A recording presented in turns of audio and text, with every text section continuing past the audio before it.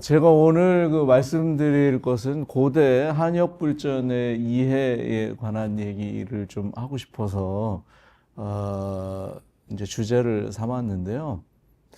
우리가 현재 지금 알고 있는 한자가 과연 정말로 1500년 이전에도 그런 의미로 쓰였을까라는 문제를 한번 생각해 볼 필요가 있다고 생각해요.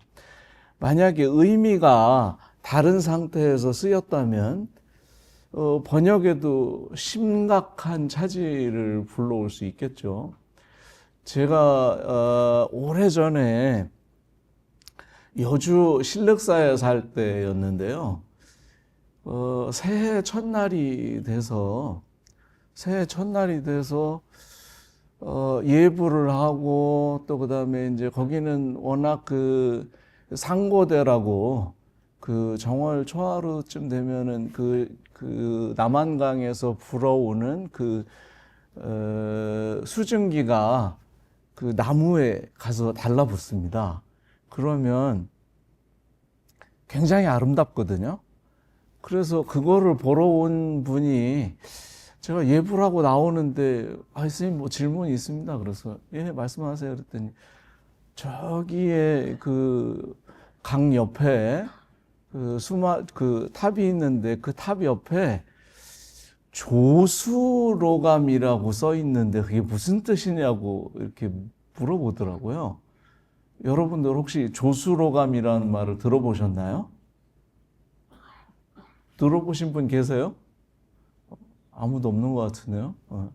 저도 처음 들어봤습니다. 신륵사에서 오래 살았는데 조수로감이라고 쓴 거를 제가 본 적이 없거든요. 그런데 그분이 저한테 그렇게 물어봐요. 그래서 그게 어디 써 있습니까? 이렇게 물으니까 저기 그 뭐 돌로 크게 써 있는데 크게 있는 것에 거기에 이렇게 써 있다는 거예요. 그래서 그 사람을 앞세우고 거기를 가봤어요. 그랬더니 큰 그 수조가 있는데요. 그 수조에 뭐라고 써 있었냐면 감노수조 이렇게 써 있었어요. 근데 그걸 어떻게 읽었냐면 이제 한문을 이렇게 쓰잖아요. 감노수조 이렇게 썼는데 이거를 조수로감 이렇게 읽은 거예요. 네 자밖에 안 됩니다. 네 자밖에 안 되는데 이렇게 생소하게 들릴 수 있을까? 그런 생각을 갖게 됐어요. 감노수조하면 금방 이해될 수 있는 일을 조수로감이라고 하는 말로 바꿔서 읽으니까 전혀 다르게 들렸던 거예요. 이런 거 한번 생각해 볼 수 있지 않을까요? 우리는 그 한국에 산다는 이유로 뭐 천자문을 다 외우지 않아도 기본적으로 하늘천 따지 거무련 누루왕 지부집주 뭐 이런 거 외우죠. 요 모르시는 분 계세요? 없죠. 이게 해석이 어떻게 될까요? 하늘은 검고 땅은 누르다 이렇게 번역해요. 동감하십니까? 하늘이 까만가요? 땅은 누렇던가요? 그러면 아닌 것을 우리에게 어떻게 해요? 어려서부터 계속 주입해서 아닌 거를 그냥 우리끼리 뭐 그렇다고 얘기하고 있을 뿐 사실을 말하고 있는 건 아니잖아요. 그렇죠? 하늘은 검고 땅은 누르다 이렇게 말하면 또 어디 식당 같은 데 이렇게 가보면 산고수장 뭐 이런 것도 많이 써 있어요. 들어보셨죠? 산고수장. 산은 높고 물은 길다. 그거를 듣고 무슨 생각이 드세요? 저거를 그렇게까지 저기다가 써놓고 우리가 계속 읽어야 될 이유가 있을까? 라는 생각을 해보시지 않으셨나요, 혹시? 저는 그런 생각을 많이 했습니다.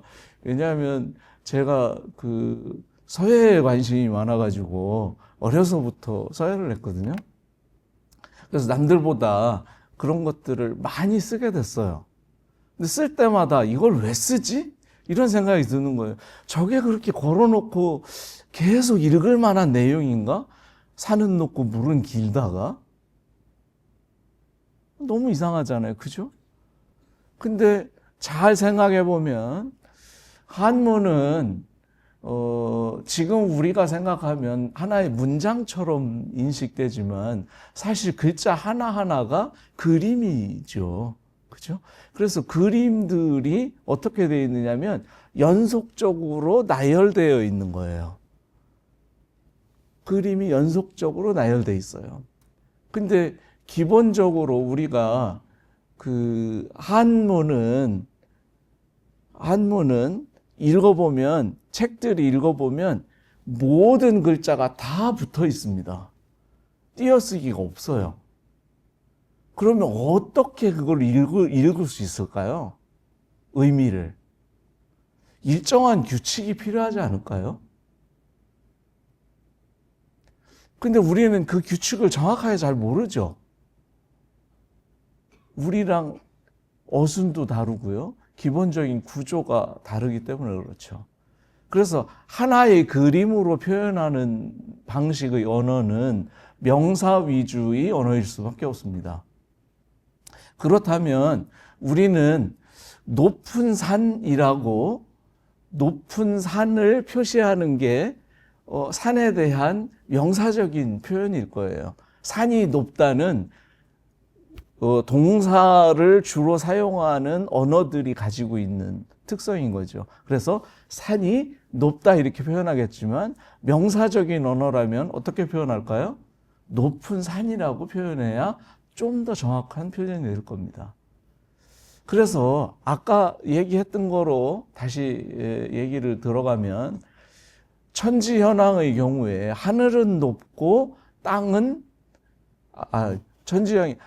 하늘은 검고 땅은 누르다. 이런 표현보다는 사실은 어떻게 표현해야 되냐면 하늘은 깜깜해지고 땅은 누렇게 된다. 이렇게 해석을 해야 되는 거예요. 왜냐하면 기본적으로 한문은 술목 관계를 갖습니다. 먼저 서술어가 앞에 있고요. 그것에 대한 목적어가 뒤에 있는데요. 목적어라고 해서 반드시 을룰로 표현되지는 않습니다. 그게 주어의 역할을 하기도 합니다. 그래서 천지현황의 경우에는 하늘은 깜깜해지고 땅은 누렇게 된다는 의미를 갖죠. 피동의 의미를 갖습니다. 왜냐하면 이 글의 순서가 바뀌었기 때문에 그렇죠. 이해되세요? 그러면 하늘은 어때요? 낮에 밝게 있다가 저녁 때 되면 깜깜해지잖아요. 그죠? 하늘은 깜깜해지고 세상이 푸릇푸릇한 세상으로 있다가 가을이 되면 얘가 누렇게 변합니다. 땅이. 세상이 어떻게 돌아가고 있는지를 이 내자로 아주 간단하게 설명하고 있어요. 그러나 우리는 읽는 방법을 정확하게 이해하지 못하기 때문에 우리는 어떻게 우리식으로 읽는 거예요. 그러니까 하늘은 하늘은 검고 땅은 누르다 이렇게 읽는 거죠. 그러면 그 의미가 정확하게 전달될까요? 그러지 않겠죠. 다시 똑같은 것을 산고수장에 적용을 해볼까요? 그러면 어떨까요? 산이 높아지면 물도 길어집니다. 그렇죠? 그러면 무슨 말이 되겠어요? 그 사람이 인격이 높아지면 그 사람의 식솔들도 많아지겠죠. 수용할 수 있는 사람들이 많아지는 거예요. 이런 것들을 은유적으로 표현하고 있는 거죠. 우리는 이런 한문의 기본적인 특성을 이해하고 경전을 읽어야 될 필요가 있다는 거죠. 그래서 제가 말씀드리고 싶은 것들은 이런 내용들인 거예요. 그래서 이제 우리가 지금 현재 고대 한역 불전에서 얘기하고 있는 것들이 정말 과연 우리가 알고 있는 대로 번역한 게 올바른가 이런 문제를 제기하고 있는 거죠. 여러분들 혹시 절에 다니고 불교 대학을 한번 공부를 해보셨다면 많은 사람들이 그런 의문을 가질 거예요. 불교에서 말하는 진리와 기독교에서 말하는 진리가 다릅니다. 그렇죠? 그 다음에 현대과학에서 말하는 진리가 다르고요. 진리라면 과학의 진리가 다르고 불교의 진리가 다르고 기독교의 진리가 달라야 될까요? 그렇다면 그거는 진리라기보다는 주장에 가깝지 않나요? 그런 생각 안 해보셨어요? 진리라면 시간이 변해도 바뀌지 않아야 될 거고 공간이 변해도 공간이 달라져도 바뀌지 않아야 될 겁니다. 그런데 비해서 우리는 어때요? 시간과 공간이 바뀌고 하다못해 단체만 바뀌어도 다 다르다는 거죠. 기독교의 진리가 다르고요. 불교의 진리가 다르고 또 그 다음에 과학의 진리가 다르고 인문학의 진리가 다 다르게 느낀다는 거예요. 그러면 부처님 당시에는 안 그랬을까요? 부처님 당시에는 그런 생각이 없었을까요?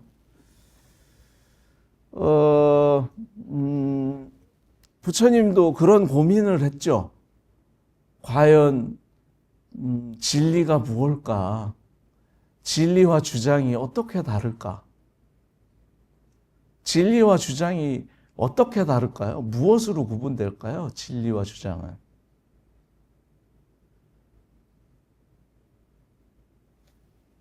대답이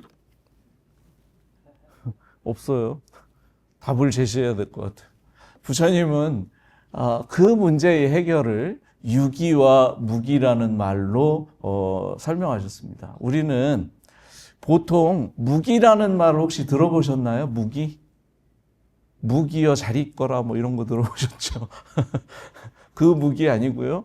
기록할 게 없다는 뜻이에요. 원어로는 팔리어에서는 아위야까따라고 부르고요. 그 다음에 버머에서는 아비야까르따라고 부릅니다. 근데 이거는 이제 무슨 말이냐면 이해할 수 없는 이란 뜻이에요. 근데 우리는 보통 무기를 뭐라고 말하냐면 부처님의 대답하지 않은 것, 그거를 십사무기라고 그렇게 얘기하죠.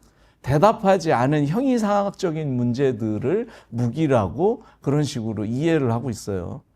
근데 중요한 것은 유기라는 반대의 말도 경전에서 굉장히 많이 사용되고 있다는 거예요.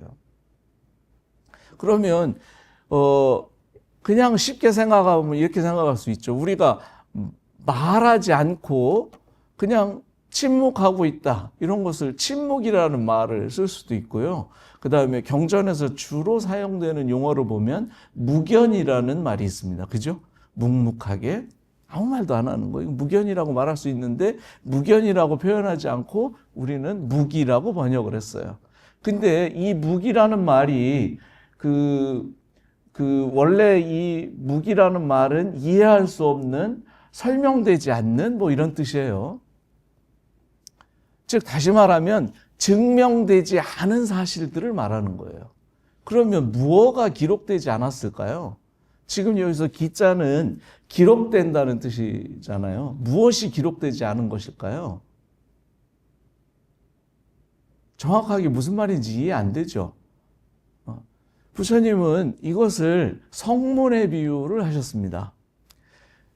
우리는 여기에도 지금 들어오는 문이 여기 2개 있죠. 양쪽에. 성에는 문이 있습니다. 각각. 그렇죠? 4개의 4대 문이 있어요. 그러면 그 성 안에 들어와 있는 것들은 다 어디를 통해서 들어왔겠어요? 성문을 통해서 들어왔어요. 그러면 성문을 통해서 들어왔다는 기록이 있겠죠. 기록이 남았겠죠. 근데 이 기록이 없다면 그 성문을 통해서 들어온 게 아닐 겁니다. 그렇죠? 그러면 성문을 통해서 들어온 것은 기록이 있기 때문에 유기가 되고, 성문을 통해서 들어오지 않은 것들은 무기가 되는 거예요. 기록이 없어요. 자, 우리 이 성문을 우리 감각기관이라고 생각해 봅시다. 그러면 눈을 통해서 들어온 것들은, 여러분들 이거 보이죠? 이거 보이면 이건 뭐겠어요? 내가 증명해야 될 필요가 있을까요? 여러분들도 다 보고 있잖아요. 나도 보고 있고요. 그러면 이거 뭐예요? 기록이 있는 겁니다. 눈으로 들어왔다는 기록이 있는 거예요. 그거를 유기라고 말하고요. 근데 그렇지 않은 것들이 있죠. 천당이라든지 지옥이라든지 뭐 이런 문제들, 소위 우리가 얘기하는 형이상학적인 문제들은 우리의 감각기관을 통과하지 않았습니다. 그렇죠? 그런 것들은 기록이 없어요. 그러면 이거는 성문을 통해서 들어온 게 아니라 어디서 만들어진 거겠어요? 성문 안에서 만들어진 것들입니다. 그러면 얘는 뭐가 필요하겠어요? 반드시 증명이 필요한 거예요. 그러면 증명되지 않은 문제를 가지고 어떤 사유를 하게 되면 그 문제는 반드시 뭐가 필요해요? 증명이 필요합니다.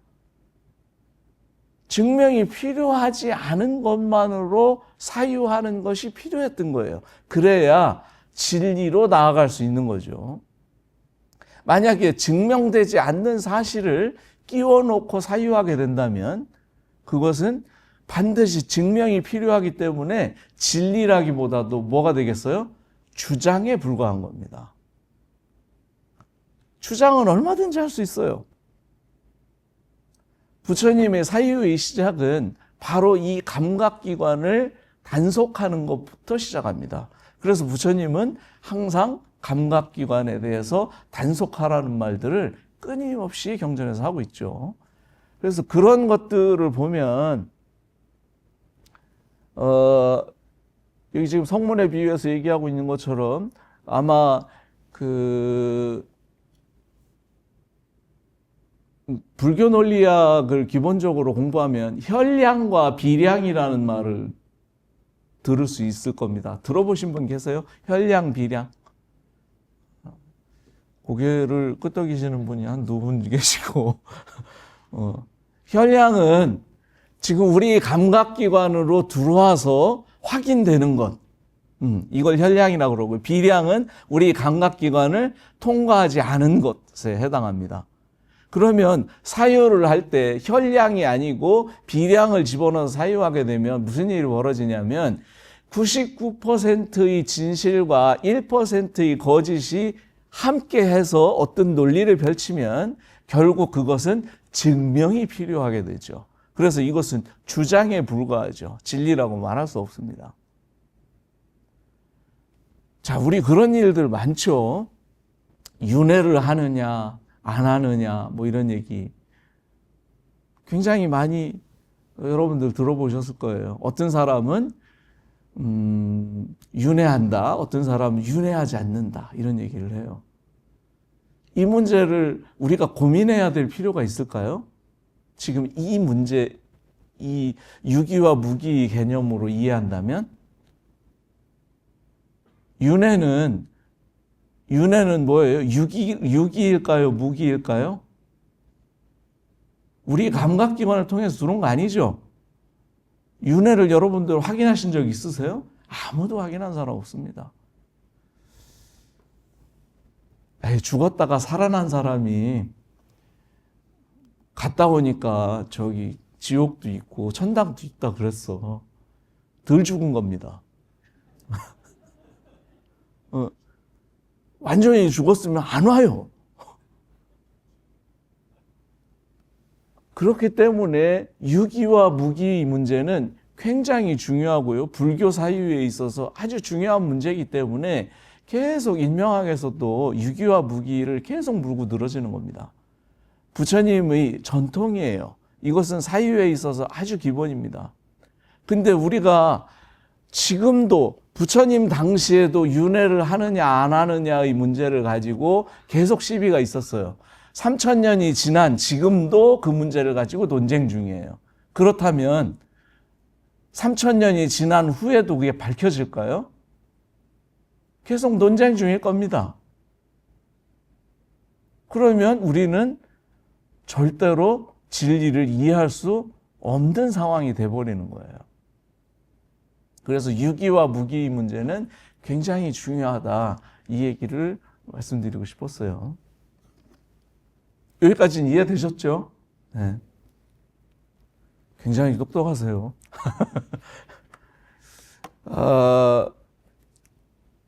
혹시 이런 말 들어보셨어요? 푸르샤르타라고 하는 말을 들어보셨나요?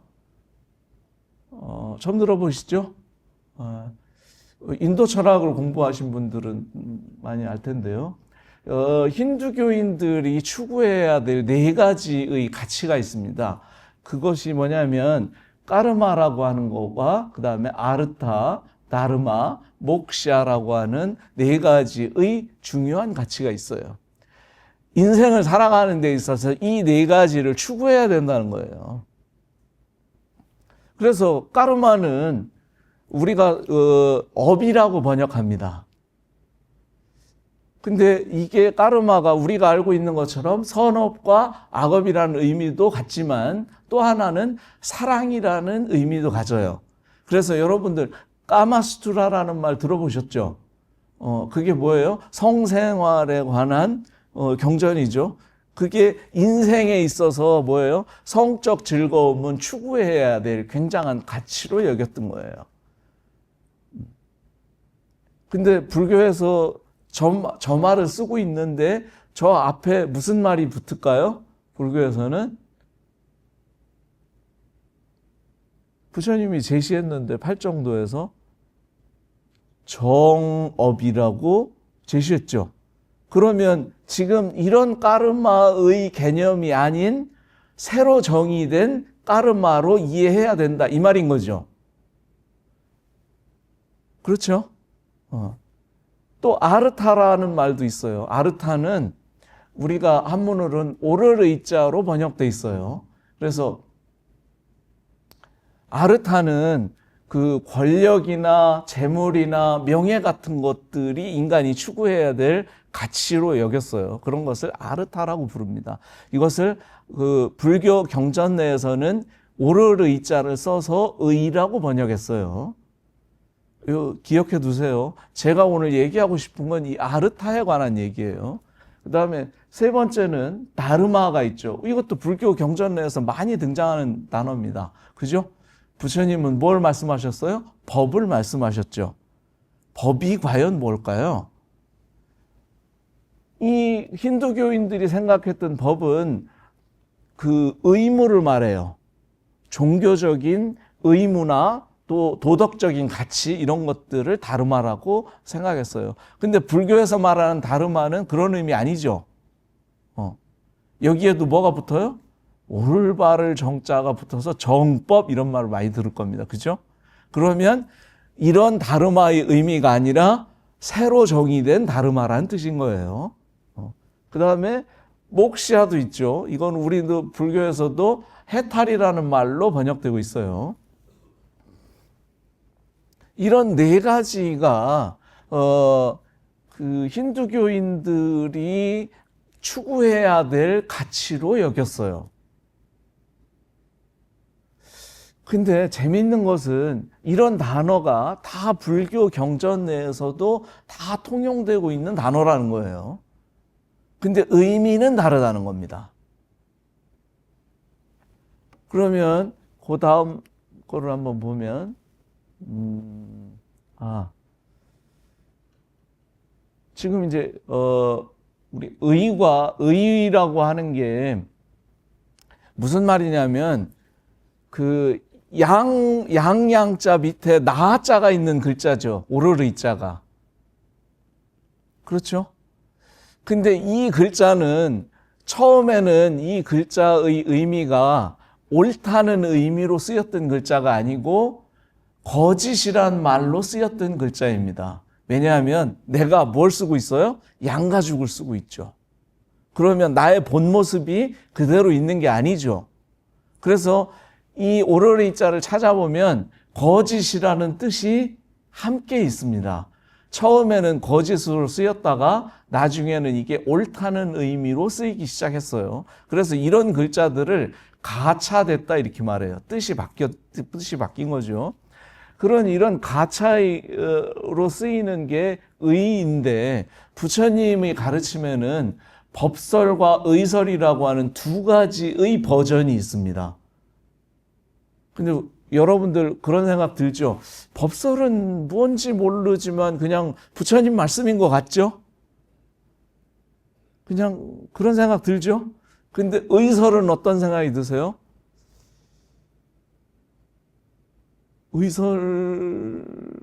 의설은 부처님 말씀을 조금 더 정확하게 설명해 놓은 부연 설명처럼 느껴지지 않나요? 옳은 말이니까. 그죠? 그런 생각 들죠?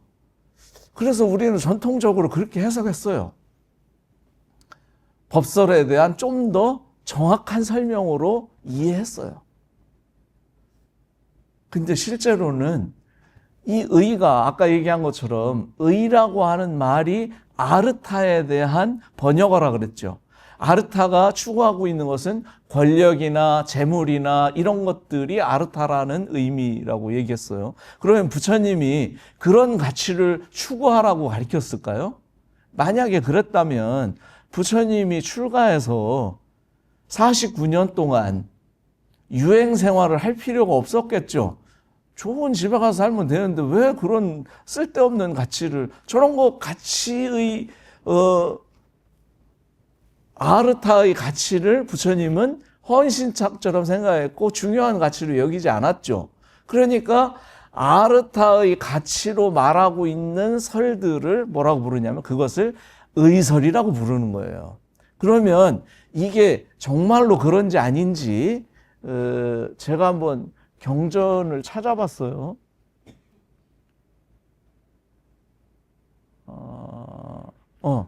여기 있네요.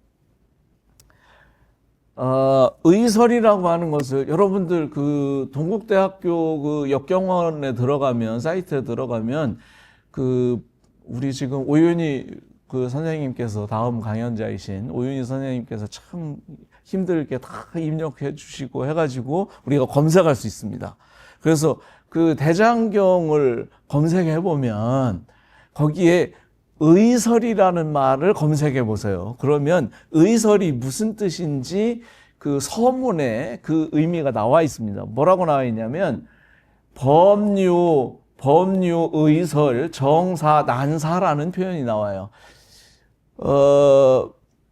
인도 산스크리트어나 빨리어를 중국어로 한자로 번역하면서 5가지를 번역하지 않은 그것을 오불번이라고 그럽니다. 그 중에 4번째가 이 말이 나와요. 무슨 말이냐면 번번에는 뭐가 있었냐면 의설이 있었어요. 의설이 있었는데 이것은 똑바른 것 같은데 뭐 같으냐면 난사라는 뜻이에요. 그래서 난사가 무슨 뜻이냐면 난사는 2가지의 의미가 있습니다. 하나는 시문을 읽고 감상평을 뒤에다가 적는 것을 난사라 그래요. 또 한 가지는 논리적으로 말 안 되는 정말 말 같지 않은 얘기, 그것을 난사라고 말합니다. 근데 우리는 전통적으로 이것을 어떻게 해석했냐면 시문의 뒤쪽에 감상평을 읽는 것처럼 이해를 했어요. 근데 우리가 원어를 아까 얘기한 것처럼 아르타가 의라 그랬잖아요. 그렇다면 이것은 무엇일까요? 시문의 감상평을 적은 게 아니라 합리적이지 않은 말을 말하는 거죠. 그래서 그 의미가 2가지가 동시에 표현되고 있는 말이 저 오르르이자인 거예요. 정말로 옳은 것처럼 느껴지기도 하고요. 거짓이라는 말도 동시에 포함되어 있는 말인 거죠. 근데 실제로 이 의설을 의설에 관한 얘기들은 예를 들자면 경전에 보면 제1의 공경이라고 하는 경전이 있어요. 이건 자바함경에 나오는 경전입니다. 여기에 유업보이 무작자라는 말 때문에 업보는 있으나 작자는 없다. 혹시 들어보신 적 있으세요? 이것 때문에 이게 무아이면서 윤회한다고 하는 근거로 제시되고 있는 경전입니다. 근데 거기에 제1의잖아요. 뭐예요? 말도 안 되는, 말 안 되는 얘기라고. 그 다음에 우리가 미얀마 가면, 여러분들 미얀마 그 남방 수행을 하게 되면 굉장히 많이 듣는 얘기가 빠라마따와 빠냐띠라는 얘기를 많이 듣습니다. 빠라마따는 뭐로 번역되어 있냐면 우리 한문에서는 승의로 번역되어 있습니다. 승의. 그럴듯한데 제일 안 그럴듯한 거. 이게 승의예요. 그 다음에 빠냐띠는 우리가 시설이라고 번역되어 있는 거예요. 우리 지금 이런 것들 다 시설되어 있는 것들이죠. 늘어져 있는 것인데 그 중에서 빠냐띠 중에서 뭐를 빠라마따를 찾아야 된다는 거야. 그거를 봐야 된다는 거예요. 이거는 마치 참나를 봐야 된다고 하는 얘기랑 똑같은 거예요. 그럴 수 있을까요? 부처님의 가르침과 결이 이상하게 안 맞죠. 이런 문제들이 있어서 제가 이 법설과 의설에 관한 얘기들에 정말 관심이 많았어요. 그래서 의설이라고 쓰여 있는 경전들을 경전에서 찾아보면 굉장히 많이 나옵니다. 의설이. 근데 아주 비슷한데 무언가 조금씩 달라요. 아주 비슷한데 무언가 조금씩 달라. 우리가 알고 있는 대부분의 경전들은 의설에 해당합니다. 자, 이런 거 한번 생각해 볼 수 있죠. 제가 절에 들어와서 가장 많이 들은 설명 중에 하나가 이런 겁니다. 우리는 4대로 이루어졌대요. 그렇죠? 4대로 지수화풍으로 이루어져 있는데 이 지수화풍이 죽으면 어떻게 돼요? 4개가 다 흩어지죠. 흩어지면 아무것도 남지 않아요. 그래서 자아가 없다. 그래서 무아를 설명할 때 4대가 흩어졌기 때문에 자아가 없다는, 무아이다라는 방식의 설명을 듣습니다. 아마 굉장히 많이 들어보셨을 거예요. 그러면 이런 설명이 부처님 당시에는 없었는가? 아니에요. 외도들도 그런 주장을 했습니다. 적취설을 주장했던 많은 사문들은 그런 입장을 취했어요. 그렇기 때문에 4대를 설명한 거예요. 그렇다면 부처님이 깨달음이 그래서 무아라고 한다면 어떻게 해야 되겠어요? 내가 만약에 부처님인데 깨닫고 나니까 4대로 흩어지기 때문에 자아가 없었어. 그러면 나는 어떤 행동을 취해야 정상적일까요? 그게 맞는데? 그래야지. 내가 그거 틀렸어. 이렇게 설명을 해놓고 지적해놓고 사람들을 불러가지고 다시 그거를 가리킨다면 내가 정당할까요? 어떻게 생각하세요? 아니겠죠. 또 이런 설명도 있어요. 삼천대천 세계가 불법이 아닌 게 없고 다 부처님 아닌 게 없어요. 그래서 이것도 부처고 저것도 부처고 여러분들 다 부처야. 부처님처럼 여기고 살아야 된다고. 우리가 조계종에서 붓다로 살기 뭐 이런 거 하잖아요. 어때요? 그렇다면 이런 얘기는 그 당시에 없었을까요? 아니, 이미 있었습니다. 전변설을 주장했던 사람들이 주장하던 거예요. 왜냐하면 모든 것은 브라흐만이었고 브라흐만이 나뉘어서 아트만으로 됐어요. 그래서 우리에게는 다 신성이 있어요. 브라흐만과 같은 신성이 있어요. 그 신성을 발견하는 것이 곧 해탈이고 그것이 열반이라고 생각했죠. 그런 얘기들을 지속적으로 했어요. 그럼 깨닫고 나서 부처님의 깨달음이 그것이었다면 어떻게 해야 되겠어요? 그 말 맞는데? 이러면 될 일인 거지. 사람들을 모아놓고 자기가 비판해 놓은 것을 다시 자기 제자들한테 가리킨다면 그게 정상적이겠냐는 거예요. 근데 이런 설명들이 항상 그 설명이 있기 전에 무슨 글자가 함께 하느냐면 저 오르리자와 함께 하고 있다는 거예요. 의설이란 말과 함께 시작하고 있다는 거예요. 그러니까 우리가 알고 있는 대부분의 설명들은 부처님의 가르침을 잘못 오해해서 말도 안 되는 설명을 하고 있는 것이 굉장히 길게 설명되어 있습니다. 자세하게 설명되어 있어요. 그러니까 부처님은 이거를 가르쳤구나 이렇게 생각하는 거예요. 이게 의설에 대한 굉장한 문제인 거죠. 그래서 우리는 초기경전이라고 하는 아함경을 읽었을 때와 대승경전이라고 하는 우리가 읽고 있는 대부분의 경전을 읽었을 때에 굉장히 괴리감을 느끼는 거예요. 초기경전과 대승경전이 완전히 다른 것처럼 느껴지는 거예요. 근데 사실은 같은 얘기하고 있습니다. 깨달음은 같겠죠. 다르다면 둘 중에 하나 틀렸을 거예요. 초기경전이 틀렸든지 대승경전이 틀렸든지. 그렇겠죠. 근데 의설이라는 말을 정확하게 이해하고 경전을 바라보면 너무 똑같습니다.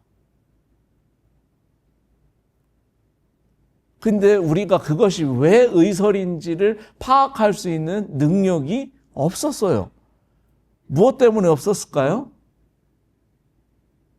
조금 전에 얘기했던 이 개념들이 없었던 거죠. 그래서 우리가 유기인지 무기인지를 따지지 않고 경전을 읽으니까 이게 부처님의 얘기인지 아닌지를 구분할 수 없었던 거예요.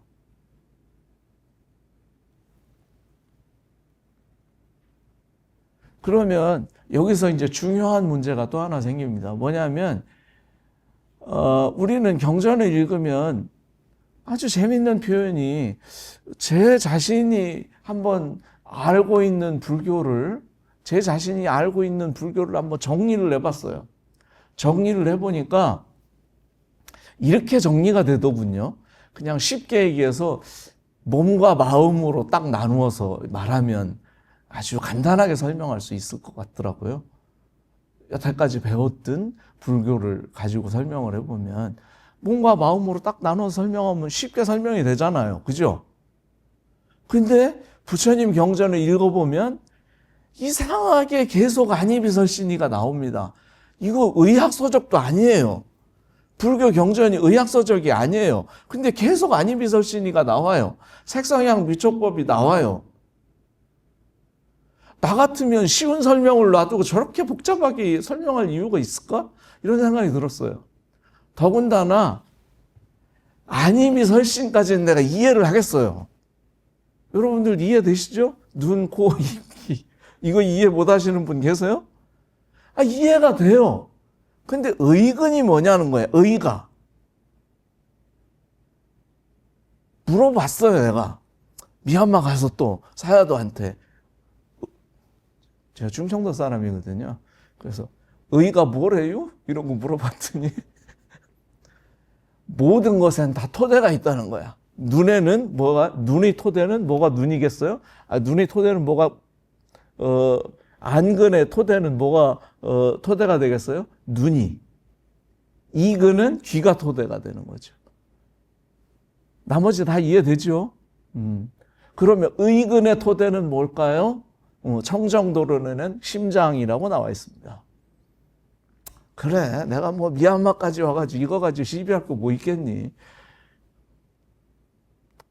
그냥 앉아서 생각해보니까 그렇지 뭐 승질나면 심장이 뿔떡뿔떡 하니까 이건이 뭐 심장이 토대겠다. 수행자 입장에서 뭐 그렇게 볼 수도 있겠지만 이런 생각을 했어요. 근데 그래 그건 그렇다고 넘어가. 그러면 색성향 미초까지도 알겠어요. 그죠? 법이 도대체 뭔데? 법이 도대체 뭘까요? 우리는 부처님 법 이런 얘기 겁나게 많이 합니다. 부처님 법 아시는 분 계세요? 법이 뭘까요?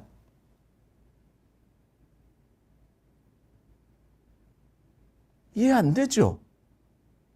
대충 뭐 경전을 읽어봐도 그래요. 아는 색을 연하고 뭐 이는 성을 연하고 뭐 이렇게 얘기하고 그다음에 내지는 하고 끝내. 그렇게 해서 이제 그 문제를 스님들한테 물어봐. 자세히 대답하는 사람이 없어요. 한 번도 들어본 적이 없어요. 제가 대학교 다닐 때도 들은 적이 없어요. 강사 스님한테도 들은 적이 없어요. 그냥 대충 느리뭉실 넘어가요. 정말로 의근이 뭘까요? 근데 경전을 읽어보니까 뭐라고 설명하고 있냐면 분명히 우리는 눈은 뭘 보겠어요? 색을 봅니다. 그죠? 실제 대상을 보는 거 아니죠. 그 대상에서 그림자처럼 다가오는 색을 보는 거죠. 그렇죠? 소리는 그 대상의 소리를 듣는 게 아니죠. 그 대상에서 그늘처럼 나오는 그 소리 신호라고 하는 그 자극을 받는 거예요. 그렇죠? 그래서 그것을 실제 소리라고 하지 않고 뭐라고 불러요? 성경이라고 부르는 거예요. 경이라는 말은 경계라는 뜻이잖아요. 그 대상에서 경계에서 나오고 있는 자극이라는 뜻이에요. 색경이라고 부르죠. 색이 아니라 색은 그 색 자체인 것이고 색경이라고 말할 때는 뭐겠어요? 색에서 그 경계에서 드러나고 있는 경계의 자극을 말하는 거예요. 그래서 눈은 분명히 색만 감지합니다. 귀는 소리만 감지하죠. 귀가 색깔을 감지하시나요, 혹시? 그러신 분 혹시 계세요? 안 계시죠? 그래서 우리는 이 5가지의 파이브 센스를 가지고 대상을 감지합니다. 5가지의 감각 신호를 감지하죠. 그렇죠? 근데 우리가 보고 있는 대상은 어떤가요? 마치 5개가 하나처럼 작동합니다. 여러분들이 사과를 한번 생각해 보세요. 사과가 분명히 눈으로는 색깔 신호만 접했고요. 귀는 사과의 소리만, 입은 사과의 맛만, 그렇죠? 근데 우리는 사과를 생각하는 순간 사과에서 느껴지는 색성향 미촉의 5가지가 하나처럼 작동합니다. 그렇죠? 그러면 이 5가지를 따로따로인 5가지를 하나로 묶는 놈이 있겠죠? 그 묶는 놈이 뭐겠어요? 의근입니다. 그걸 의근이라고 부르는 거예요. 그러면 이 5가지 신호를 버무려서 마치 하나처럼 드러내고 있는 대상이 뭐겠어요? 그게 법이에요. 색의 의근의 대상이 되는 게 법이라고.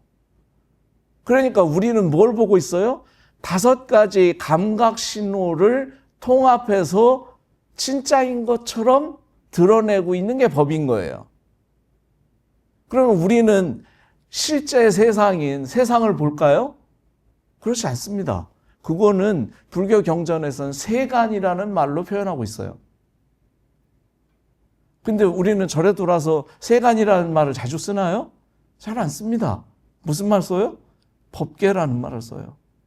근데 우리는 그 말을 어떻게 받아들이냐면 오늘 절에 가서 밥 먹자 이런 말 안 하죠.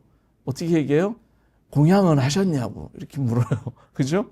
그러면 절집에서는 밥이라고 안 부르고 공양이라고 부르는구나 이렇게 생각해요.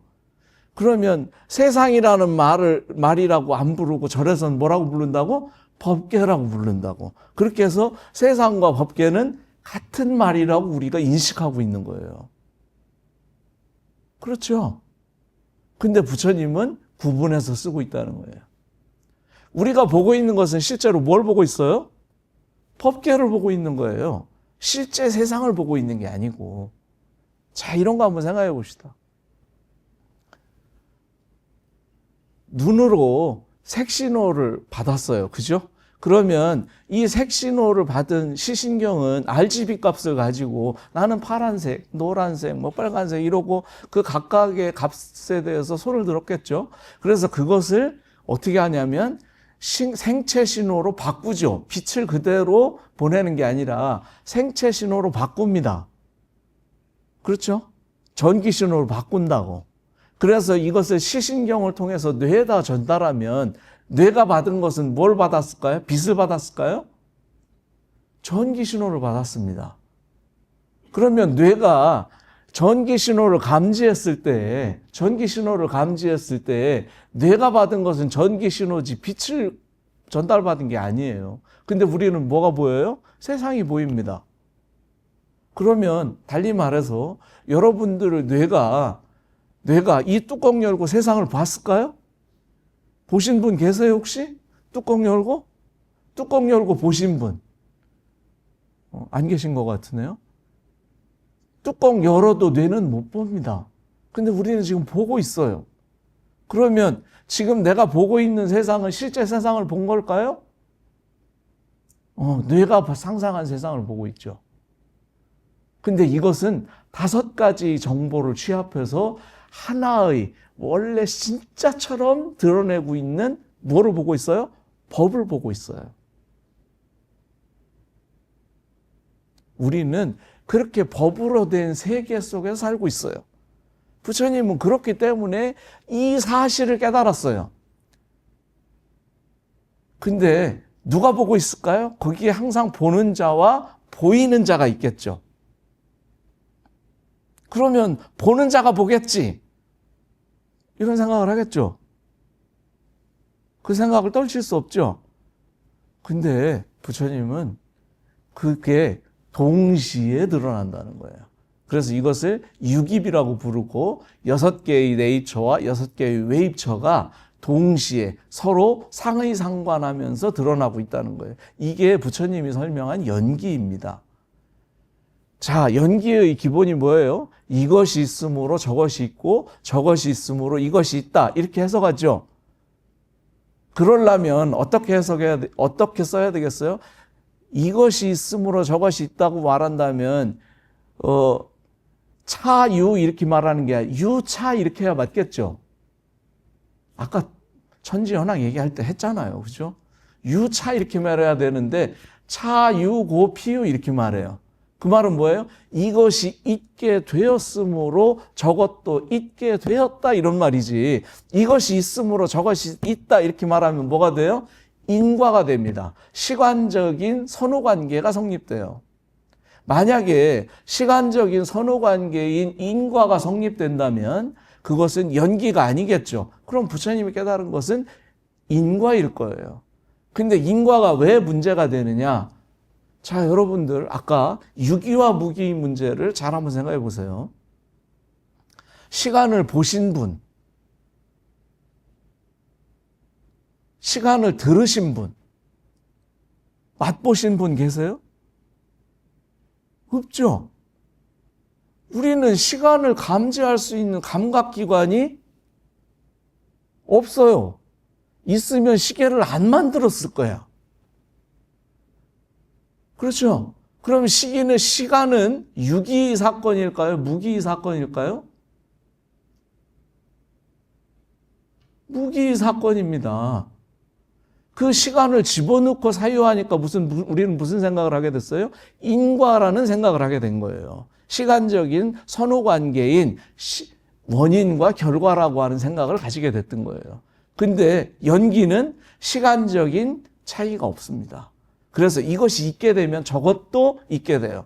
즉 다시 말하면 대상이 있다고 생각하는 순간 뭐가 함께 등장할까요? 자아가 함께 등장합니다. 그래서 이것이 있게 됨으로 저것이 있게 된 거예요.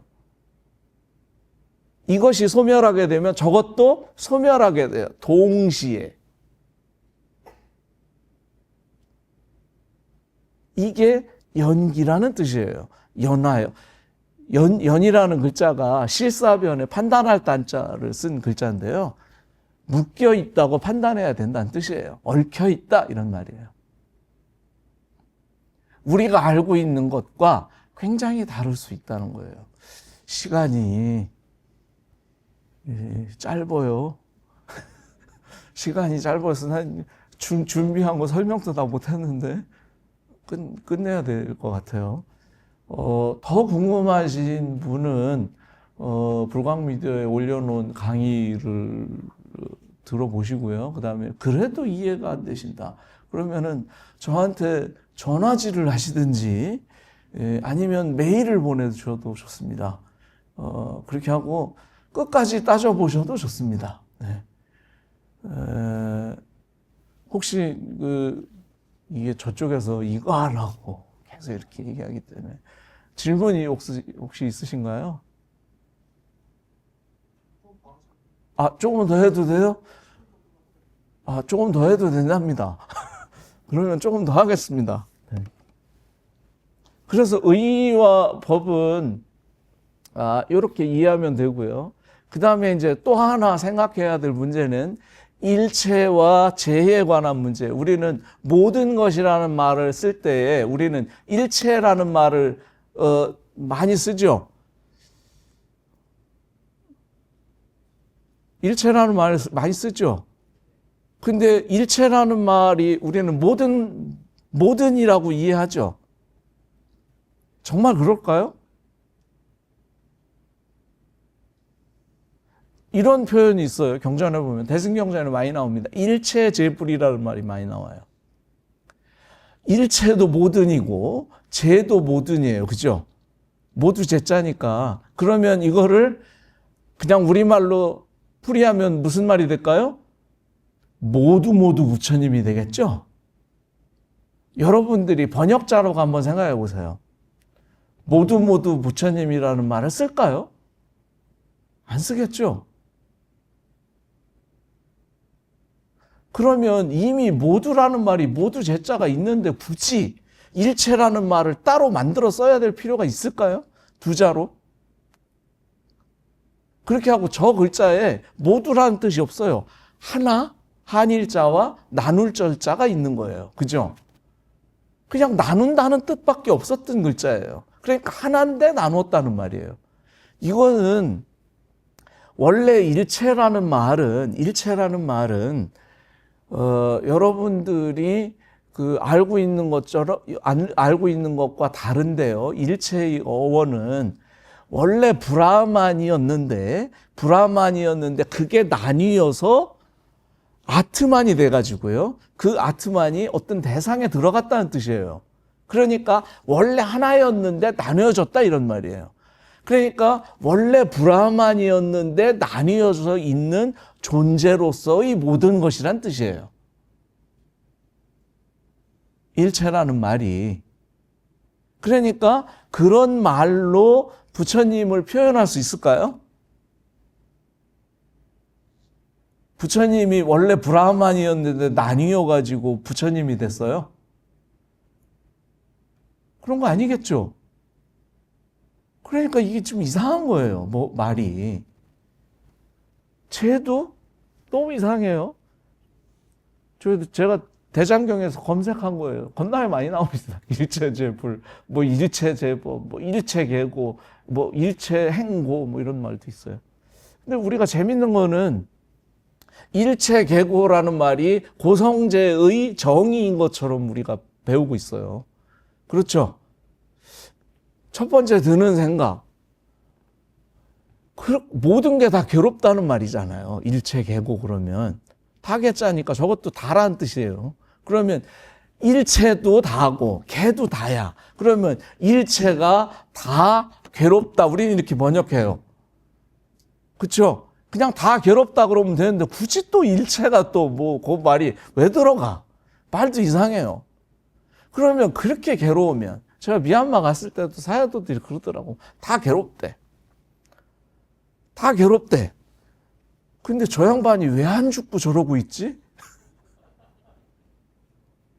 그런 생각 들지 않으세요? 그렇게 괴로우면 나 같으면 갈 것 같은데 안 가, 이 양반들이. 그러면서 뭐라고 그러냐면 불만족스럽대. 불만족스럽다는 것이 사성제, 고성제에 대한 정의라는 거예요. 제가 그래서 경전을 찾아봤어요. 그랬더니 의설이라는 말에 일체계고가 있고요. 그 다음에 부처님이 사성제의 정의는 일체행고로 되어 있습니다. 의미가 달라요. 일체라는 말은 그때 당시 사람들이 생각할 때의 일체는, 브라만교의 사람들에게 일체는 브라만입니다. 사문들은 일체는 사대예요. 부처님은 일체를 뭐라고 불렀냐면 두 가지로 말했습니다. 세간의 일체는 오온이다 이렇게 말씀하셨고요. 그 다음에 깨달은 자의 일체는, 부처님이 바라본 일체는 뭐냐면 십이입처라는 거였어요. 우리는 어떻게 드러난다 그랬어요? 아까 내입처, 외입처가 자아와 대상이 동시에 드러나고 있죠. 무엇으로요?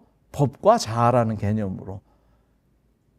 대상이 보인다면 자아가 함께하고 있고요. 나라는 의식이 생겨나면 대상도 함께 등장합니다. 둘은 동시에 작동하고 있죠. 그래서 일체행고라는 말은, 일체계고라는 말은 브라만교에서 정의한 괴로움에 대한 정의예요. 그러니까 일체이기 때문에, 일체는 뭐예요? 원래 브라만이었는데 아트만으로 되어 있어요. 근데 그 아트만이 발휘되지 않고 사대라고 하는 쓸데없는 업덩어리가 우리를 감싸고 있어요. 그렇기 때문에 괴롭다는 거야. 이해되시죠? 여기서 개는, 지금 우리는 모두 다 개자로 쓰고 있지만 구마라지 번역에서는 저게 똑같이 한결같이 말하다는 뜻으로 쓰인 글자예요. 현대의 의미와 다릅니다. 비알빛자 밑에 흰백자 있는 글자잖아요. 비알빛자라는 말은 모두가 다 한 군데를 가르친다는 뜻이에요. 그 다음에 흰백자는 말하다라는 뜻이고, 그래서 한결같이 말한다는 거예요. 왜냐하면 일체이기 때문에 괴롭다고, 누구나 다 한결같이 말하고 있다는 뜻이 일체계고의 뜻이에요. 그런데 비해서 일체행고는 뭐냐면, 일체라고 하는 그것은, 행이 뭐냐면 조작됐다는 뜻이에요. 무언가로 진행됐다는 말이에요. 뭐로? 괴로움으로 진행됐다는 거예요. 그 자체에 괴로움이 있었던 게 아니고 괴로움으로 진행됐어요. 그러니까 괴로움은 괴로움 자체로 있는 게 아니라 괴로움으로 진행된 거니까, 그 진행된 것을 바로잡으면 괴로움이 소멸하겠죠. 그러면 괴로움은 끊는 사건일까요? 여러분들 괴로움을 끊을 수 있으세요? 제가요, 괴로움 끊으려고 겁나게 애써봤는데 안 됐디다. 괴로움 안 끊어져요. 별의별 짓 다 해도 안 끊어져요. 괴로움은 끊는 대상이 아니라 깨달으면 사라지는 대상인 거예요. 왜? 조작됐기 때문에. 조작됐다는 사실을 이해하면 그냥 지가 사라집니다. 왜요? 내가 바라보고 있는 게 실제 세상이 아니라 법으로 된 법계이기 때문에. 내가 보고 있는 건 뭐예요? 환상이에요. 환상을 보고 있는 사람은 그 대상에 대해서 집착할 마음이 일어날 필요가 없겠죠. 그거 가지고 분노할 일이 있을까요? 아니, 영화 보면서 잠깐 빠져들 수는 있지만 영화 때문에 분노해가지고 막 그러진 않잖아요. 어? 그 환상인 걸 아니까 그냥 잠깐 재밌게 보는 거지. 그래서 일체가 경전 속에 지금 제가 이제 써 있는 것들을 대충 설명하면, 여기서 이제 일체재불이라는 말은 브라만의 사람들이 항상 요 글자에 뭐가 나오냐면 선남자라는 말이 앞에 나옵니다. 자, 여러분들하고 저하고 대화를 하고 있어요. 제가 여러분의 이름을 알아요. 그러면 누구야 이렇게 부르겠죠. 우리 반야신경에도 그러잖아요. 사리자야, 수보리야 이렇게 부르잖아요. 근데 갑자기 선남자야 이러면 이상하지. 이상하잖아요. 안 이상해요? 근데 우리는 선남자만 나오면 대장경 검색해 보세요. 다 선남자야라고 쓰고 있어요. 아니, 너라고 부르든지 이름 부르면 돼요. 근데 선남자야 이렇게 얘기하고 있어. 주어가 바뀌었어. 이건 선남자는 찾아보면 브라만 가문의 남자란 뜻이에요. 브라만 가문의 남자는 뭐로 생각했어요? 일체는 브라만이라고 생각해요. 그가 부처님을 받아들이고 있다면 어떤 식으로 받아들이고 있겠어요? 브라만이 나뉘어져서 된 아트만이 브라만의 신성을 되찾은 존재로 이해하겠죠. 그런 부처님을 뭐라고 부른다고요? 일체제불이라고 부르는 거예요. 그러니까 항상 그 말에 뭐가 앞에 있어요? 선남자라는 말이 앞에 있어요. 그렇게 하고 이런 말들의 그 앞에 또 무슨 글자가 있겠어요? 오르르이자가 붙어 있습니다. 의설이 붙어 있어요. 그래서 이렇게 일체제불이라는 말, 또 일체제법이라는 말은 무슨 뜻인가요? 일체라고 하는 것은 존재한다고 말하지만 사실은 다 뭐라고요? 법이라고. 이런 뜻이에요. 근데 이거를 우리가 전통 한문을 해석하듯이 일체제법은 일체의 모든 법이다. 이렇게 해석하고 나니까 그 다음부터 해석이 꼬이기 시작합니다. 그 다음에 일체계고는 설명했고 일체행무도 설명했죠. 재행무상도 여기서 일체라는 말을 한 글자로 글자수 맞추기 위해서 모두 제자로도 번역해요. 그래서 재행무상이라고 할 때는 뭐냐면 우리는 모든 것은 다 무상하다 이렇게 해석하잖아요. 정말로 그럴까요? 모든 게 다 무상해요? 우리가 알고 있는 무상은 뭐예요? 세상의 모든 것이 다 변화한다 이런 의미로 해요. 근데 이게 삼법인으로 얘기하면서 부처님만이 말씀하신 아주 중요한 내용이라고 얘기를 하는데요. 정말 그럴까요? 부처님 이전에는 그런 말 한 사람이 없을까요? 많아요. 다들 알잖아요. 만물은 유전한다. 뭐 이런 말도 다 알잖아요. 여러분들 그거를 그렇게 심도 있게 사유해야만 깨달을 수 있는 문제인가요? 무상하다는 말이? 여러분들 몰라요, 그거? 우리 할머니도 하셨어요. 무상하다는 거. 다 늙으면 무상하다는 거 다 느껴요. 근데 여기서의 무상은 아사사타가 아니고 아니자예요. 시간적이지 않다는 뜻이에요. 그러니까 이것은 법에 대한 특징을 말하고 있어요. 법은 어떻게 드러나고 있어요? 우리는 눈 뜨면 어떻게 해요? 촥 나타나죠. 아니, 법이 지금 눈 딱 뜨니까 딱 보이잖아요. 그죠? 시간적이지 않죠? 눈 감으면 딱 사라져요. 그래서 얘는 태어나서 오거나 죽어서 없어지는 게 아니에요. 감각기관이 자극되면 나타나고 감각기관이 자극이 사라지면 사라집니다. 그래서 얘는 생멸하지 않아요. 똑같은 자극이 오면 바로 드러납니다. 그렇죠? 마치 모니터처럼 드러납니다. 자극만 딱 나타나면 나타났다가 자극이 사라지면 사라져요. 그러면 실제 세간은 그렇지 않겠죠? 우리가 보고 있는 건 뭘 보고 있어요? 법계가 그렇게 보이고 있다고. 법계니까 그 법계는 생멸하지 않아요. 늙거나 줄기도 할까요? 안 줍니다. 크거나 작을까요? 그렇지 않아요. 다 뭐에 대한 설명이에요? 법에 대한 설명이에요. 세간에 대한 설명이 아니라고. 그러니까 우리는 대상에 대한 오해가 있었던 거예요. 우리는 이것이 세간에 대한 설명일 거라고 생각하고 경전을 보니까 안 맞는 거예요, 설명서가. 이거에 대한 설명을 하는데 이거를 보고 왜 안 맞지? 뭐 이런 거랑 똑같은 거야. 부처님은 계속 법에 대해서 설명하고 있었어요. 그런데 우리는 세간에다 갖다 놓고 계속 맞춰요. 그러니까 뭐라고 말하냐면 우리끼리 정신승리를 합니다. 이것이 있으므로 저것이 있다. 그러면서 이게 연기법이고 최고의 깨달음이라는 거야. 이것이 있으니까 저것이 있다는 거예요. 자, 생각해 보세요. 이것이 있다고 저게 있어요? 얘 사라진다고 제가 사라져요? 안 사라집니다. 그러면 우리끼리 부처님이 얘기하고 부처님이 깨달았으니까 깨달은 말씀을 하셨으니까 우리끼리 진리야 라고 우리끼리 주장하고 있는 거지. 그러면서 그거를 끝까지 주장하는 걸 뭐라 그래요? 요즘 애들은 정신승리했다 이렇게 얘기해요. 여러분 정신승리 하고 싶으세요? 우리는 깨달음을 얻고 싶은 거잖아요. 그죠? 그래서 제가 드리고 싶은 말은 이런 거예요.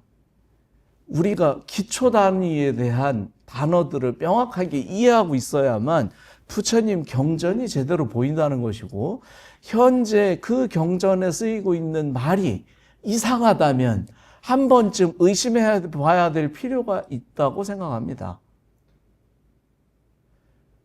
그 중에 굉장히 많이 나오는 단어 중에 하나가 고처라고 하는 글자가 있습니다. 처. 경전을 검색해 보세요. 얼마나 많은 숫자로 이 고처자가 나오는지. 근데 아무도 해석 안 합니다. 고처가 뭘까요? 12처를 말하는 거예요. 금강경에도 나오죠. 환지본처.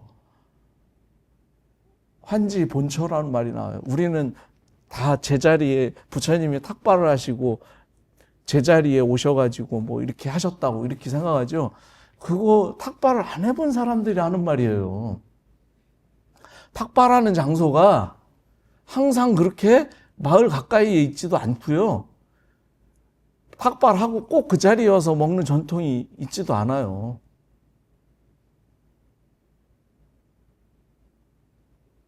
여기서 이 처는 탁발하는 것 자체가 중요했던 게 아니고 뭐예요? 12처에 대한 깨달음에 이르는 게 더 중요했던 거예요. 도리어.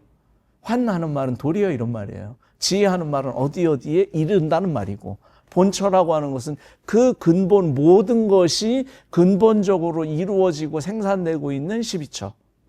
그 12처에 도달하는 게 탁발하는 일보다 훨씬 더 중요했기 때문에 이런 말이에요.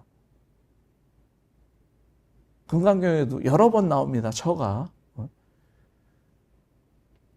경전 한번 검색해 보세요. 진짜 어마어마하게 나옵니다. 얼마나 중요하면 모든 경전에 처라는 말이 다 등장하겠어요. 아무도 해석 안 합니다. 나 같으면 해석 안 할 글이면 번역 자체에서 뺐을 것 같아요.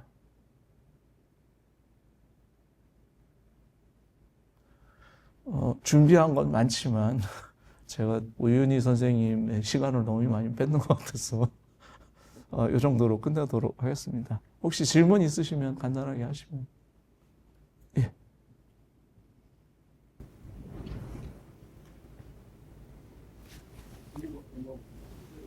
예.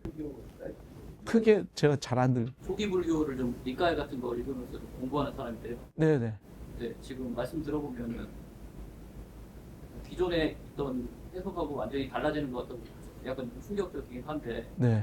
그러면 기존에 있던 한글로 번역되어 있는 이런 경전들을 완전히 새로 다시 번역해야 되는 거예요?